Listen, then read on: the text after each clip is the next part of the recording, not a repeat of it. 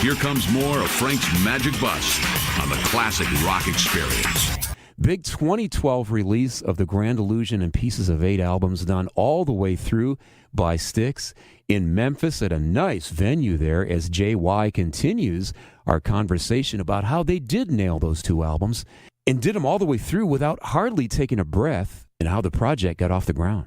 Okay, when did you guys record these 2 albums in Memphis? November 8th, I think it was, or maybe November 9th, in 2010. 2010. Now, yeah. I watched the DVD. This place looks like a beautiful, kind of a little bit intimate opera house there. Talk about the venue. Wonderful little proscenium theater. Was it the Orpheum? Orpheum, yeah. I mean, it looks like the acoustics have to be great for that thing, right? We did not intend to record this audio, or certainly not make a video of it, because I'll be honest, I was skeptical about this project. I'm saying, who's going to care about us playing some obscure tracks from 30 years ago? We kind of opened it up in cities that were kind of off the beaten path, just to kind of get the feel for it. And Evansville, Indiana was the first night, and Renegade, the way we did the Grand Illusion first, which to me was a great way to start anything. The backside of Pieces of 8, you got Renegade very near the end, so we usually end with Renegade. So I thought this is the right thing. But then you have Pieces of 8, which is kind of a cautionary tale about capitalism, and then after that is followed by this kind of dreamy thing, which, you know, in some ways an afterthought, because we used the guys at Hypnosis that did all the Led Zeppelin album covers to do the Pieces of 8 album cover, and they came up with these Easter Island statues with these women with these crazy Easter Island earrings on and stuff, and so it was kind of Aku was kind of it just kind of drifts off into dreamland, and I took the stage in Evansville back in middle of October when we did the first show, and I just felt like, okay, we're gonna have a big talk tomorrow. I'm gonna straighten this out because I didn't think it was gonna work.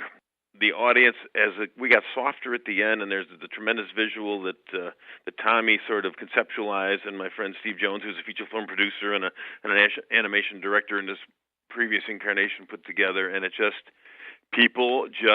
softer we got, the louder that crowd got, and it was just, I was bowled over just by the response people had.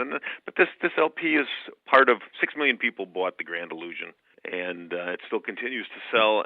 So it's an album that people played from front to back. Did you do both albums on 2 separate nights? No. You did them in the same night? Oh, yeah. How much of a break did you get between albums? Or sides? About 20 minutes. About 20 minutes between albums? You know, I was going to ask you with this trend over the past several years, and it's great for real fans like myself that would rather hear these deep album tracks done, and I'll tell you, you guys nail them kind of verbatim, just like they were on the record, which I like. It's real fans love it because it's not a greatest hit show, right? But you didn't take any setup time between songs. You kind of rolled in real time pretty much? Yeah, there was very little edited out. So, I mean, but there was not, 3 minutes between each song to get reset. We rehearsed it in the afternoon, and our crew and the video crew that sort of was responsible for what the visuals that went on the big video screen behind, kind of our junior Pink Floyd special effects thing behind us.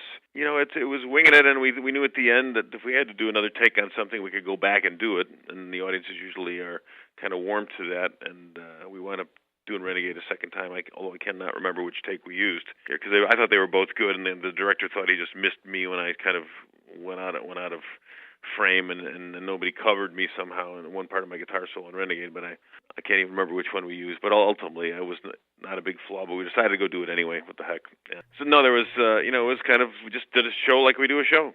You guys look like you're having a ball doing these 2 albums there in Memphis. You do my favorite hard rock is what I want to call it, hard Styx rocker, Miss America. You nailed the vocals on that. Didn't you write that song?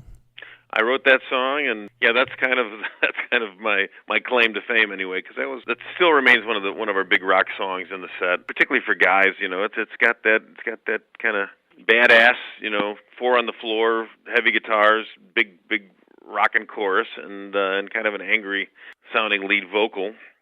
It does. It has kind of a good driving beat to it, and it is kind of badass. It really moves, and like I said, I hate to keep bringing 8 tracks up, but man, that thing sounded great with my truck stereo and the 8 track there. And Tommy Shaw's vocals really spot on too during a lot of these songs. This band has I don't know, we pride ourselves on it. And the great thing about having three lead singers, which, most of our colleagues in, Journey and Foreigner and REO Speedwagon and on down the line, one guy does all the lead vocals, so, they have to sort of pace themselves.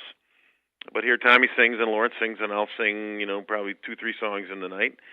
And that way everybody has a chance to kind of rest their voice. Yeah, you have to participate in the background with singing, but, this band can sing live. There's no tapes running, there's no this, that, or the other thing. Lawrence Gowan, is it, the guy that plays the keyboard and Yes, sings indeed. pretty much the Dennis D. Young vocals? He really nails those vocals, too. How did you find that guy? Well, Lawrence was a superstar in Canada. He had the #1 album in the mid-'80s.